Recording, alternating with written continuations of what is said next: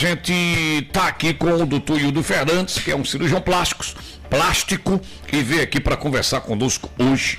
Convite da nossa produção, né, Duda? Pois é, Papinho, eu já desejar, agradecer aqui a presença do Hildo Fernandes. A gente vai falar sobre o Junho Laranja, né? Esse mês de prevenção realmente a queimaduras. Bom dia, doutor. Bom dia, Duda, Papinha, Vini Júnior, né? É Marinho, rapaz. Então piorou, eu misturo de Vini Júnior com Marinho Chagas. Confunde, né? Confunde. Rapaz, então esse é craque de equilíbrio. Esse é craque nas informações. E a todos que nos acompanham aqui na Mix FM, um prazer, obrigado pelo convite.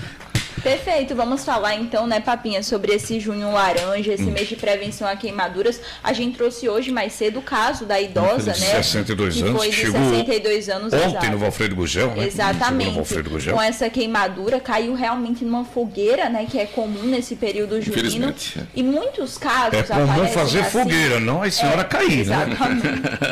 Muitos casos são registrados assim, doutor, nesse período? Realmente, muito bem. É bom que você tenha colocado esse assunto, porque, na verdade, essa senhora causou uma grande repercussão mediática, porque ela chegou de helicóptero, né? Então houve uma grande mobilização em torno disso. Mas ela chegou com 45% de queimaduras, mas o que chama atenção é que, apesar disso, essa é a nossa rotina. O diferencial foi que ela chegou de helicóptero. Foi pelas ambulâncias do SAMU, como você falou. Entre aspas, é comum. Infelizmente é comum. É dizer que para nós não houve assim, grande impacto nessa informação. A não ser o helicóptero eu digo isso com pesar. Eu digo isso com pesar porque, infelizmente, é muito comum esse tipo de acidente. E o CTQ, realmente, nós temos uma amostra muito viciada, porque nós somos o único centro de referência, o Centro de Tratamento de Queimados do Valfredo Gugel. É o único centro de referência de tratamento dessas grandes queimaduras. Todas elas são referenciadas para o nosso serviço. Por isso que ela veio lá, eu acho que de Mossoró, ela foi transferida de Mossoró para cá justamente por isso, porque era uma queimadura de alta gravidade. E, infelizmente, respondendo a Duda, infelizmente, além daquela frequência habitual que nós temos das queimaduras, sejam domésticas, sejam de trabalho, que a gente costuma ver ao longo do ano todo, existe um enorme aumento da incidência justamente por conta dessa exposição que nós temos aos fogos de artifício e aos festejos juninos, com as fogueiras, com essa tradição nordestina que nós temos. Infelizmente, acontece muito e o CTQ está lotado. Esse é que é o problema. Doutor, e hoje a gente pode dizer, eu já com a idade que eu estou com 60 anos, de que 20 anos, 10 anos atrás, se tinha muito mais fogueira do que hoje. Hoje a gente já não vê com tanta frequência. Tinha rua antigamente que a gente não podia passar. Que era fogueira de um lado ou do outro, o carro não passava. Né? O carro não. Hoje você vê que nem todo mundo faz, no interior faz. Mas aqui na cidade, na capital, não é toda rua que se faz fogueira. Tinha rua com 40 casas, tinha 40 fogueiras na rua. Hoje a gente não tem. Mas aí falando no CTQ, a gente começou o programa falando sobre o CTQ, aliás, falei muito no nome do doutor lá, como é o Marco Almeida. Eu não sabia que o senhor trabalhava lá também, que fazia esse serviço no centro de tratamento de queimadas. A gente começou falando do programa sobre isso. Cara, mais de um ano que a gente tem essa deficiência dessa obra inacabada pela Secretaria de Saúde do Estado, pelo governo do Estado, e sempre a resposta, até o doutor Alexandre Mota esteve aqui e disse, mas a empresa que parou e a gente está procurando a outra para assumir, quem ganhou a segunda licitação, segundo lugar para fazer. Mas o problema é que isso já deveria, isso não deveria nem acontecer, ou seja, começar uma obra de tão importância que é no centro de tratamento de queimados e paralisar essa obra há mais de um ano.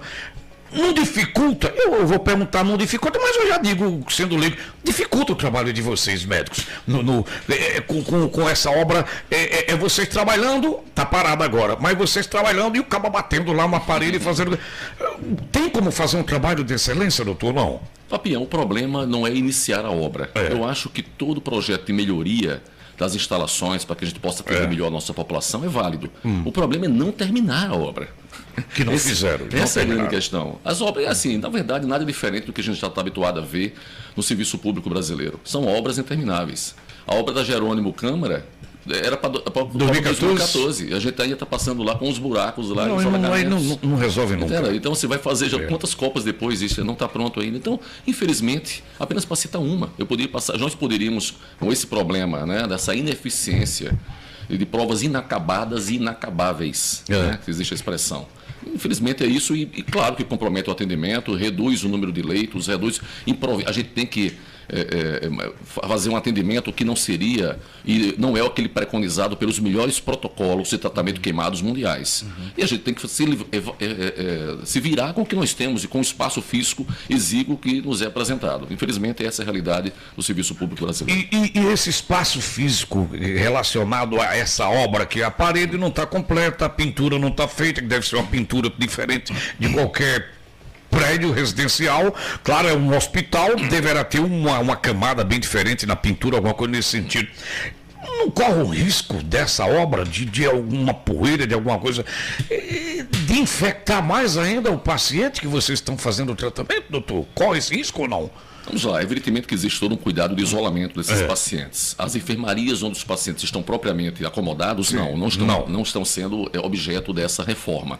Então a reforma está sendo contígua ao CTQ e, é claro, com todas as prevenções e tudo mais. É claro que existe todo esse cuidado da equipe lá, da equipe de enfermagem, de fisioterapeutas, terapeutas ocupacionais. É uma equipe multidisciplinar, muito grande que trabalha lá e que eu presto aqui a minha homenagem àqueles profissionais que trabalham, apesar de todas as dificuldades e limitações impostas a esse serviço, mas eles estão fazendo um excelente trabalho e com segurança. Apesar disso, apesar da obra, pode ter certeza que os nossos pacientes estão sendo bem cuidados. Doutor, com relação ao tratamento dessas pessoas que chegam lá buscando, né, depois de terem se queimado por algum motivo, no que compete, por exemplo, a cirurgia plástica, o que é necessário fazer quando uma pessoa se queima em algum dos membros, ou então tem aí, a gente dá essa informação também, né, tem uma certa porcentagem do corpo que é alvo, né, dessa queimadura.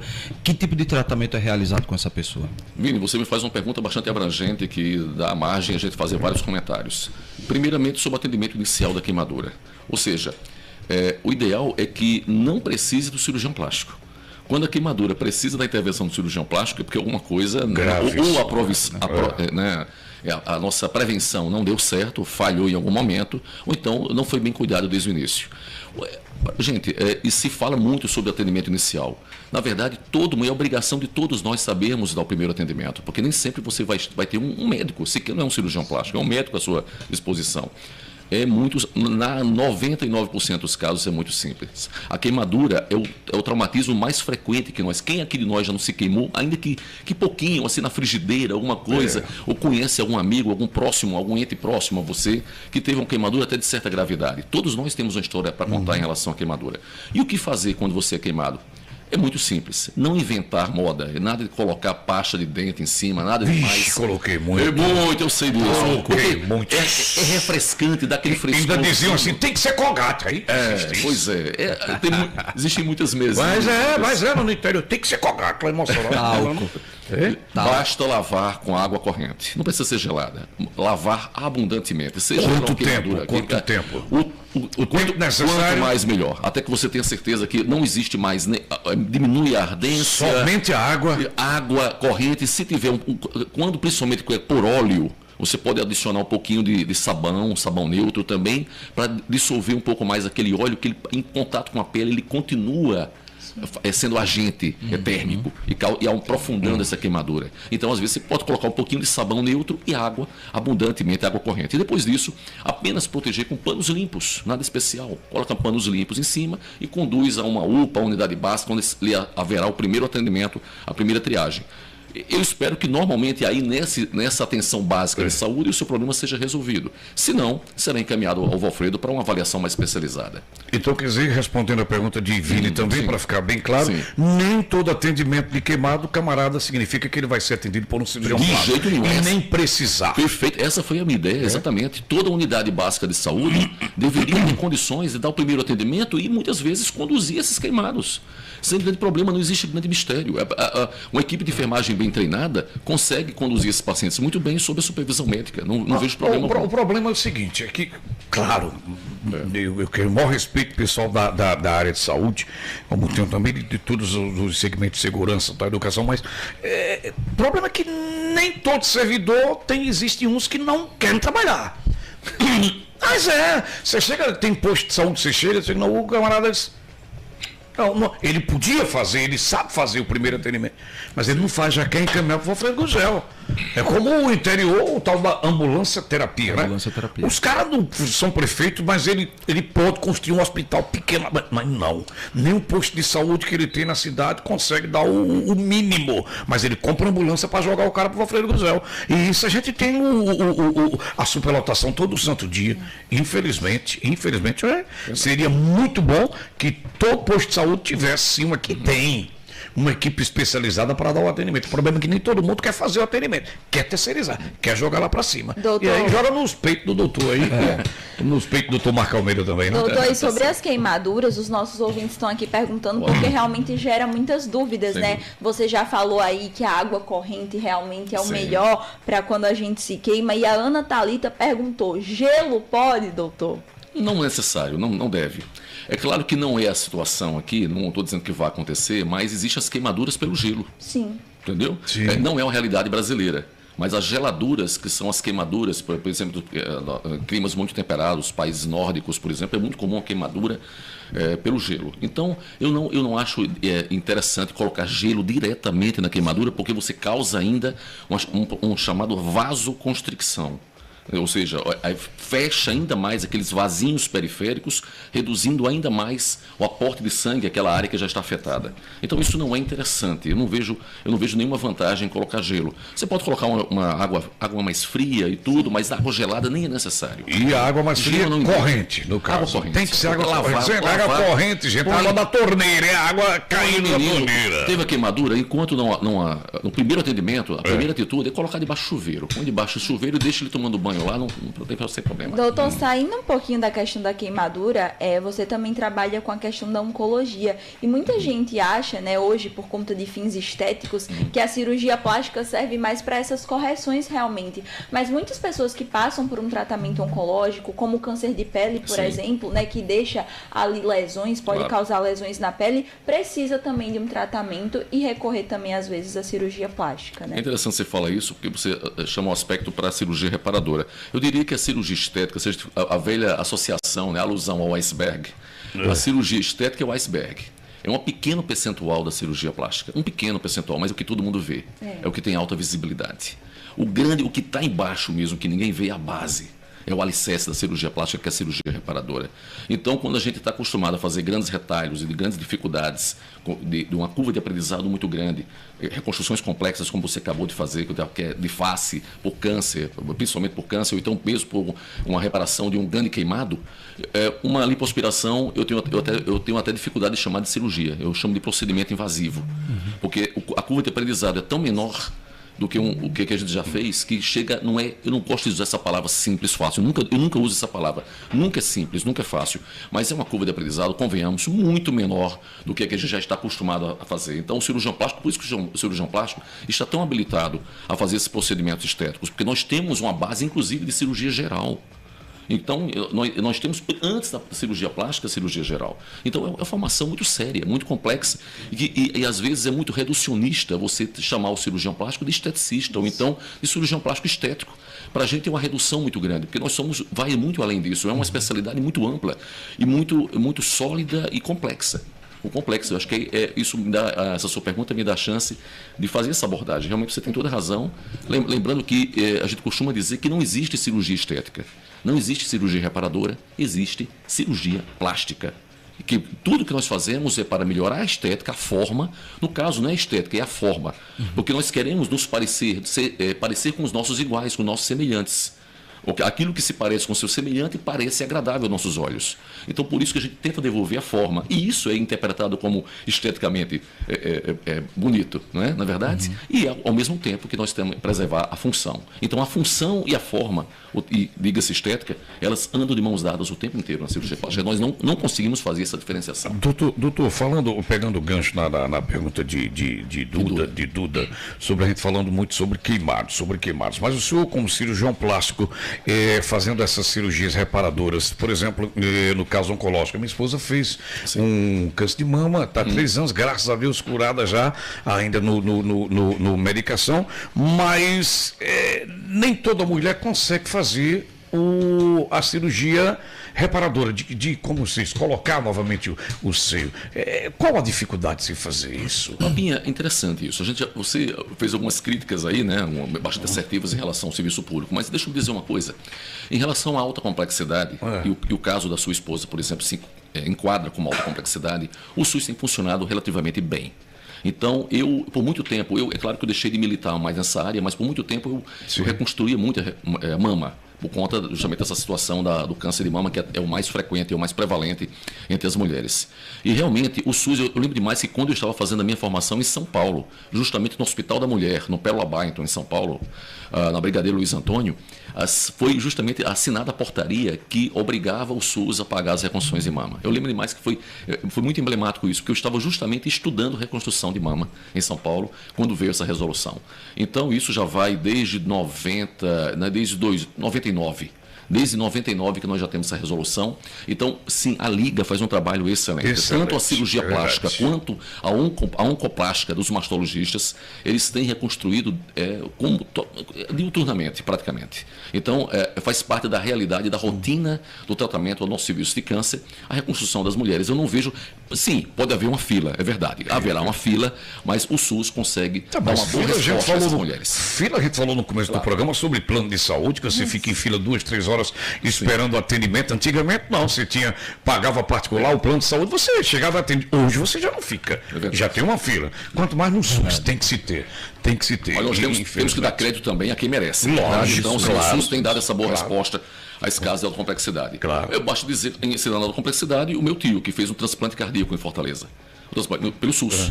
Então, o que existe de alta... Eu costumo dizer o seguinte, a atenção básica, a atenção primária do SUS tem melhorado bastante, realmente, não é zero. Tem muito ainda por vir, né? Tem muitas deficiências, mas já melhorou bastante. A alta complexidade é muito boa, eu diria que funciona muito bem, dá uma boa resposta. Mas a média complexidade, eu diria que é praticamente inexistente.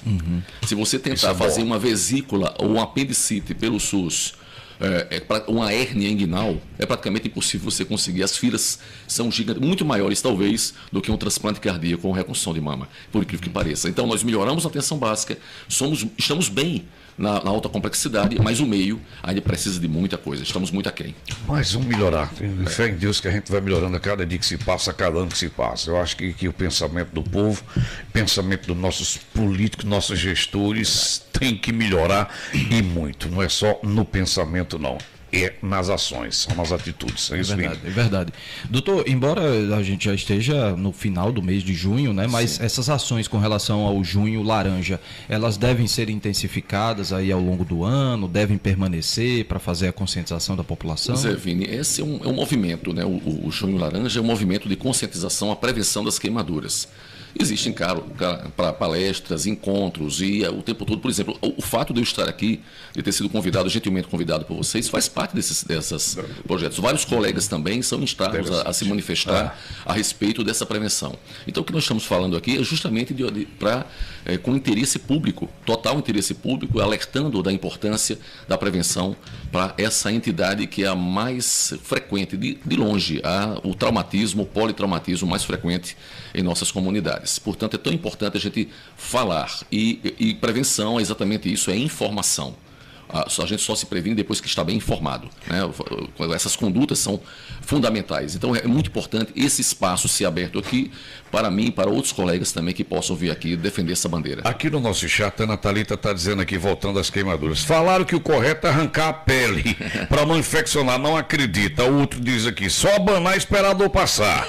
Aí a Betânia Moraes diz, muito esclarecedor, muito obrigado, Rádio Mix. Aí o Edmilson diz, o entrevistado é uma enciclopédia, excelente entrevista. Deve ser meu amigo, deve ser alguém da família. É porque a gente tem uma audiência qualificada. Mamãe me acha muito inteligente. Tem uma audiência qualificada, isso é muito bom. E hoje eu vou sortear, além da cesta básica, eu cismei, vou dar 20 litros de gasolina, quem tiver adesivo do programa, hein? 20 litros de gasolina, quem tiver adesivo do nosso programa na moto ou no carro. Hoje eu vou sortear 20 litros de gasolina. E a cesta básica também daqui a pouquinho. Pois não, Duda? Agradecer também a entrevista, né? A gente tá chegando ao final aqui do nosso jornal e como a nossa ouvinte disse, foi muito esclarecedora. Muito. Porque queimadura é algo tão comum, um acidente doméstico que acontece todos os dias e mesmo assim as pessoas acabam tendo muitas dúvidas. Inclusive cair dentro de fogueira, como disse o doutor Hildo. O que diz o doutor Hildo? O que diferenciou, o que chamou a atenção dessa senhorinha de 62 anos é porque ela foi transportada de Mossoró para cá num helicóptero.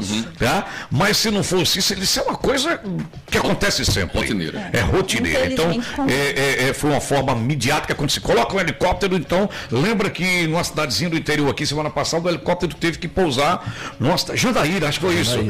Porque já estava passando do horário dele, então tem um voo programado, e ele teve que pernoitar na cidade de Jandaíra. Então, quer dizer, o fato da senhorinha de 62 anos ter vindo de Mossoró para Natal, para o Centro de Tratamento de Queimados do Alfredo Gugel, que continua com a obra paralisada, é uma coisa comum, infelizmente. O detalhe, repito, como disse o doutor, é porque ela viu do helicóptero e chamou atenção. É simples assim, chamou atenção. Mas que os nossos profissionais, queria aqui agradecer, parabenizar, aqui dizer que os microfones da gente sempre estarão abertos na hora que precisar de alguma. Precisa ser só junho laranja, né? Laranja? Precisa não. A gente tem um ano todo, eu digo muito que eu sou contra esse negócio de cor. Janeiro, não sei o que. Cara, a gente precisa dessas campanhas o ano todo. E a gente tem um canal aqui aberto para a hora que vocês precisam. Né? Contínua. Então o senhor tem, quem precisar do centro de tratamento de queimados, quem precisar dos hospitais, a gente tem aqui esse canal aberto para vocês o dia que vocês quiserem. É só pedir para alguém, fala com a Duda. Duda, eu queria que, se não der para vir, Duda, eu queria que vocês divulgassem isso aqui. E a gente divulga. Agora não mande só no dia, não, né? Divulgação, quando igual hoje a imprensa jogou hoje que hoje é o último dia para o cara fazer inscrição para o alistamento militar. Pô, por que não divulga isso? Desde o começo do ano, aí vem divulgar no último dia, pô. Aí, quer dizer, então, mas muito obrigado, doutor Hildo Fernandes.